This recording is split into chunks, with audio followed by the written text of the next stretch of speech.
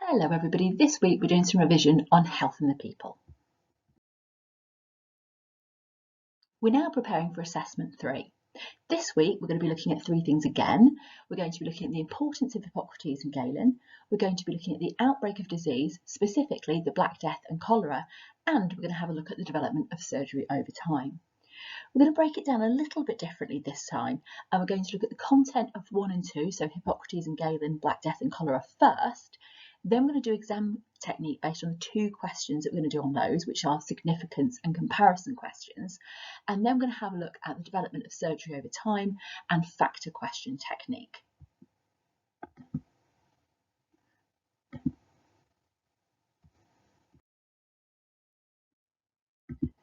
So just a reminder of where we are. We've already done the assessment on the Kaiser and Weimar Germany. We can cross that out. We've done that now. So what we're going to do in today's lesson is we're going to have a look at health content, so the Hippocrates and Galen and the Black Death and cholera stuff, and we're going to have a look at technique for significance and compare questions. That'll take us slightly into the next lesson. It may take us 15 or 20 minutes into that lesson, and then we're going to begin the content revision for surgery over time.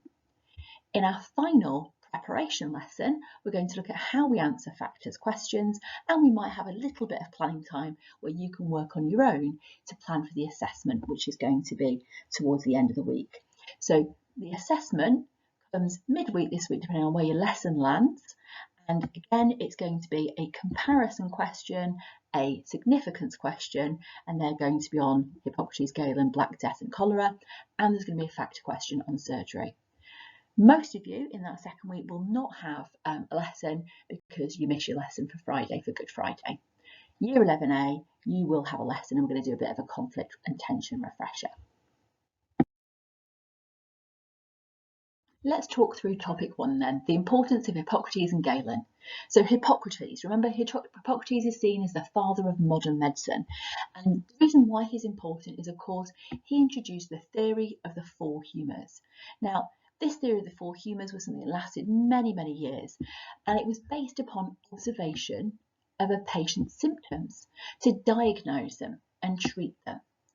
This was the belief, remember, that the body was made up of these 4 liquids, these 4 humours, and it was better and more likely to be successful than previous explanations like miasma or, in particular, God's punishment for sins. At least Hippocrates was developing a natural cure, and what it led to, which is why it was so important, was treatments such as herbal remedies. And we know that herbal remedies were incredibly important in medieval medicine, and it also led eventually to bloodletting, particularly following the additions made by Galen with his kind of bringing in the theory of the opposites. Hippocrates also introduced, and it's linked to this one because remember, he's based his theory of the 4 humours upon observation, and he introduced the method of clinical observation, observing patients. So he told his followers, his doctors, that they should observe the symptoms. So don't just kind of jump to a diagnosis immediately. Watch the patient, see what's happening with them over time. Then and only then should you diagnose the patient and record their treatment and the progress of their illness. What that gives you is a load of information to base future treatments on. And what it meant was that because it was all being written down, recorded, that they actually began to really share ideas and they began to learn from each other. And that's really one of the key reasons why Hippocrates was seen as the father of modern medicine. And really importantly as well, of course, he introduced the Hippocratic Oath. Doctors had to promise to treat people properly and not just for financial gain. It was all about do no harm. That's what doctors still have to swear to today. So 2,000 years later, more than 2,000 years later, we've got the trust between people and doctors is established, and that is partially because of the Hippocratic Oath.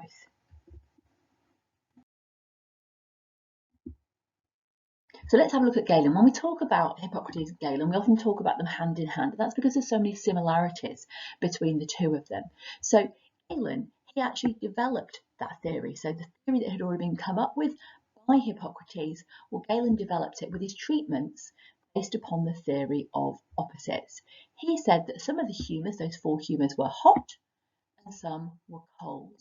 And so he told doctors to treat patients with the opposite. So if their symptoms were cold, then they need to be treated with heat, for example. Really importantly as well, the really big thing that Galen is particularly remembered for is his work on human anatomy. And what he did was he encouraged doctors to practice dissection. Now, he himself really struggled to get hold of enough people to be able to dissect, but he was really interested in doctors being able to learn human anatomy in order to be able to improve surgery. He believed that if they actually knew more about the human body, they would have better treatments. And this, of course, was significant because not just because he was doing something that was natural and he was encouraging dissection, etc., but it was significant because actually he was wrong. And the reason why he was wrong is most of his anatomy, his dissection, wasn't done on human bodies. Remember, he was dissecting apes, he was dissecting pigs, all sorts of different animals, but mainly not humans. Because the church pushed his ideas as being absolutely fantastic and perfect, what it meant was that he was significant for being wrong, because his wrong ideas were being pushed by the church for well over 1,000 years. And doctors, were told not to look any further. But his ideas were important because doctors that really read his work, they were being told, find out for yourselves. Just like Hippocrates, Galen encouraged recording of stuff and the sharing of ideas. As I've talked those through those first couple of slides there, we've seen that there are some similarities. And I'm just going to enhance that with this kind of last slide here on this. So both of them were really interested in encouraging a natural approach from doctors. So moving away from that supernatural and religious approach. They no longer wanted people to rely on charms and prayers to treat people. They believed there was actually reasons within the body why people became ill, and that's really important. But very importantly, the church kind of set aside that about them encouraging that practical, that more natural approach, and the church and Islam both promoted their ideas and really importantly preserved their books. It was the church, the Christian church, that really promoted their ideas, and it was the Islamic world that really preserved their books, particularly during the Dark Ages just before the Middle Ages and the medieval world. The medieval church, they refused doctors to challenge both the ideas of Hippocrates and Galen, and they punished people who challenged their teachings. And a good example of that in the 13th century is Roger Bacon. He suggested that doctors do original research, that they actually should be working on patients for themselves rather than trusting old books. The church was also really significant, of course, because it controlled education and it forced both Hippocrates and Galen's ideas on student doctors for many generations to come. So Hippocrates and Galen were really important. They were the first real modern doctors. They were the ones pushing that natural approach. They did both come up with and develop the idea of the four humours. They both wrote many books, and their ideas, of course, were pushed and continued by the church. Our second topic then is on the outbreak of disease, and specifically we're going to look at the Black Death and cholera. So first of all, looking at the causes of the disease. Well, there's really key things that are similar about these diseases. Both the Black Death and cholera were caused by poor living conditions. So in the case of the Black Death, there were poor living conditions and overcrowding. Towns had kind of been growing in the Middle Ages, in the medieval period, and they did suffer from overcrowding, which helped spread disease quickly. What you got in the period of cholera in the 19th century was that overcrowding had got worse as cities grew and that's due to the industrialisation of towns, particularly obviously in Britain at this time. Britain went through a very rapid industrialisation at the end of the 1700s and into the 1800s, and of course there was a real lack of sanitation and clean water, and we know now that cholera was caused by dirty water. So in both instances of the Black Death and cholera, poor living conditions, lack of sanitation, lack of clean water, those things caused the illnesses and caused them to spread more quickly than they would have done otherwise. Another reason for the spreading of the Black Death was the government's negligence to public health. Back in the medieval period, in the Middle Ages, so we're talking 1,000 years ago, or up to the Black Death, we're talking 1348, so we're talking 7,500 years ago, the government didn't really take responsibility for people's public health. So during the Black Death, they did very little to help the sick or to prevent the spread of disease. By the time they realised it was spreading, most towns found it too late to lock their gates and close the doors. So they didn't prevent that spread. Medieval councils believed that it was spread by miasma, those horrible, inert gases. And so they allowed the towns to remain dirty. And this allowed, of course, the number of rats to multiply and the greater spreading of the Black Death. Of course, there are also lots and lots at this time of misunderstandings about what caused it, and that meant it wasn't dealt with effectively. They didn't understand the link between dirt and disease. They had no idea about germs. So when we're talking about the causes of the Black Death, well, it's to do with those poor living conditions, but it's also to do with lack of understanding and lack of help from the government. If we move to the 19th century now, in the 1800s, well, we've actually got a really, really similar approach here. The government adopted the laissez-faire, the leave it alone attitude, and didn't get involved. So we've seen that here with the government during the time of the Black Death. We've also got that during the cholera epidemics. And they weren't really interested in improving water supplies and sewage systems. Everybody knew that was going to cost a huge amount of money. And so it wasn't until 1854, when John Snow proved the link between infected water and cholera, that actually action began to get taken. But even then, it was 4 years after that, in 1858, when we get the Great Stink, that the government actually said, well, we might need a new sewer system. And they stumped up the money to buy that for London, as they realised that it was the state of the River Thames that had caused that stench. But even after germ theory was published in 1861, and the link between infected water and cholera had been explained from John Snow in 1854, it still took until the 1875 Public Health Act for the government to organise proper improvements in water supplies and sewer systems across the country.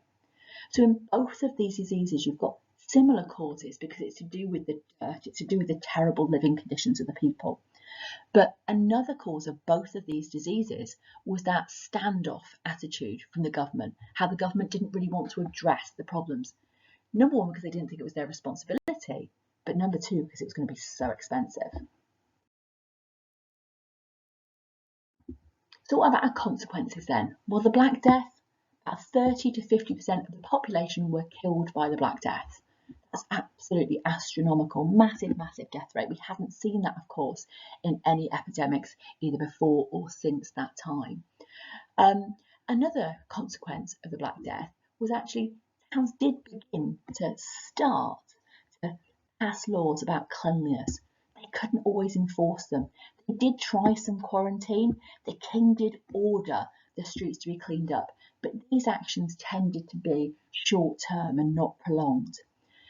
One of the main consequences of the Black Death was that because so many people died and that those left over, they actually were in a better position to bargain for better wages because there were fewer workers. If there's fewer workers, those that are left, well, they get to pick the better jobs. They get to choose their wages. So all of that really, really helped. Farm wages in particular doubled as those people working on the land could demand more and more. So that shortage of workers played into people's hands. They were worth more as workers now. And over time, what that did was that contributed to the Renaissance, the growth of that rebirth, that questioning time when people moved to science because they became a little bit wealthier and they became more educated and they began to question the authority of the church. So if we think about it in the short term, well, dreadful, the impact of the Black Death on the people of Britain. There was some positives at the time in the short term with some cleanups. Actually, in the long term, things got better for those who survived. In terms of cholera, again, we're talking about high death rates. We're talking about outbreaks all the way from 1831 all the way up to 1866. Outbreaks going on all across the place. In 1848 alone, 60,000 people were killed. So we're not talking about the numbers that we were talking about way back there with the Black Death. but it still was pretty bleak. And just like with the Black Death, the government did take action again. Eventually, it led to the government introducing the 1848 Public Health Act. Now, we know that that was a long way from being perfect because all it did was gave recommendations. It didn't force towns and cities to clean up. But eventually, of course, after 1858 and the Great Stink, it did also force a sewer system to be built in London. Over the longer term, it actually had greater attention. It did really draw attention to living conditions. It forced people like Edwin Chadwick to produce his report that said really things must change. And over time, that, with the evidence obviously from John Snow putting the link together of what had caused cholera and the Great Stink, all of that forced not only the Public Health Act of 1848, which was relatively weak but at least a step in the right direction, it led to the 1875 Public Health Act in the long term. And what that did was to force towns and cities to clean up. And it did lead, in the long term, to better living conditions. Just like the Black Death led to better conditions for people in the 1300s.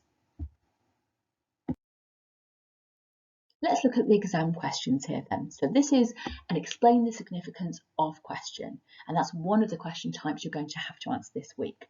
So these questions are ones where you're going to have to give at least 2 ways in which something was significant. Remember, significant is important. It led to change. It led to some kind of impact.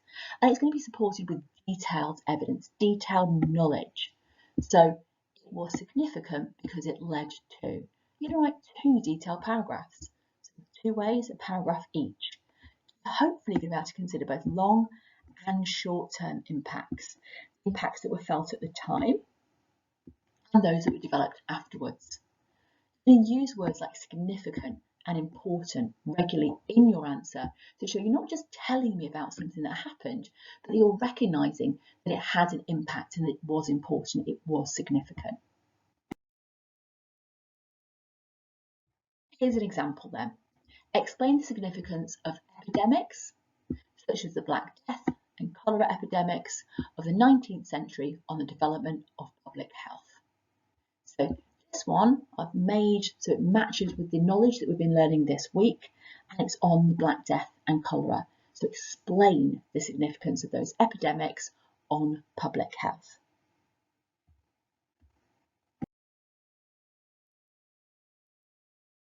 So what have I written? In my first paragraph, I'm focusing on the significance of the Black Death in both the short term and the long term. Because if I've got 2 different things to write about, it makes sense I'm going to write one on one of the epidemics and one on the other.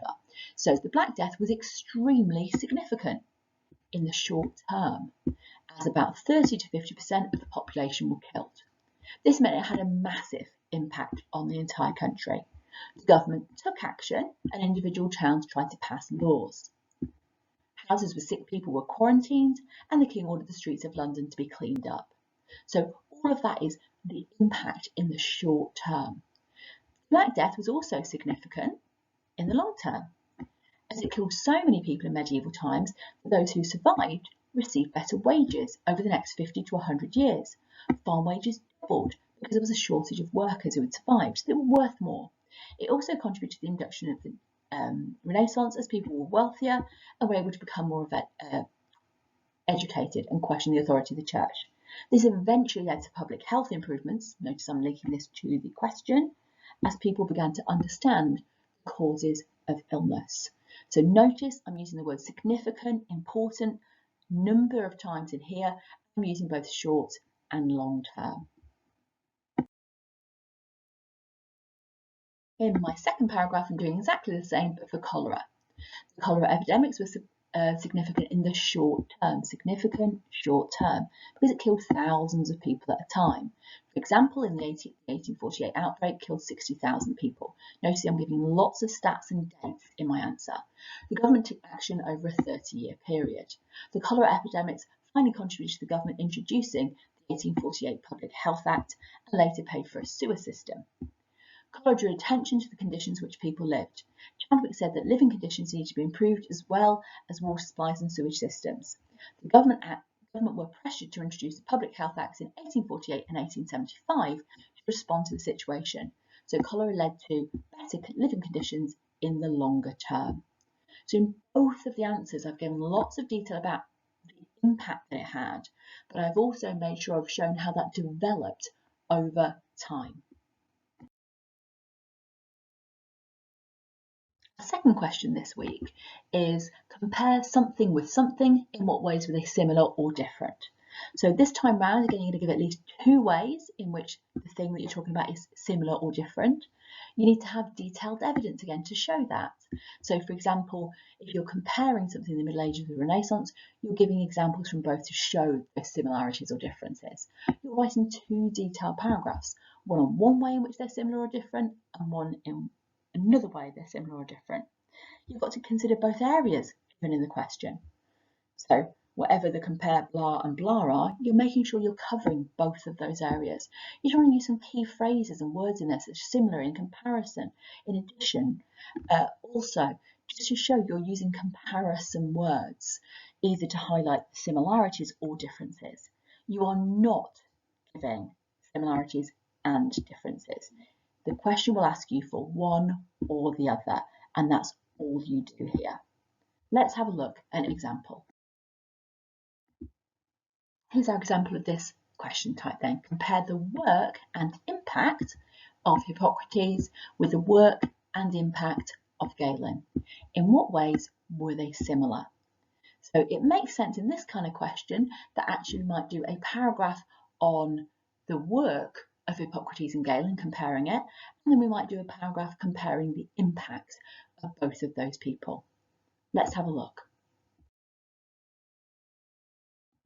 Okay, so here we're going to compare their work. So Hippocrates and Galen were similar in what they discovered. Hippocrates introduced the theory of the 4 humours. This was based upon observation of a patient's symptoms to diagnose them and treat them. This was better and more likely to be successful than previous explanations, like miasma or God's punishment for sins. This led to treatments such as herbal remedies to balance the humours, also bloodletting.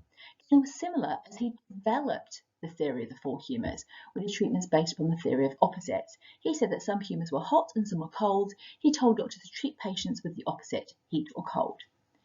Hippocrates introduced the method of clinical observation. Doctors were told to observe symptoms, diagnose the patient, record their treatment, and the progress of their illness. This ensured doctors were sharing ideas and learning from each other. Galen worked on human anatomy. He encouraged doctors to practice dissection for themselves to learn about human anatomy, so they could improve surgery and better treat their patients. Therefore, this was a similar practical approach followed by both men.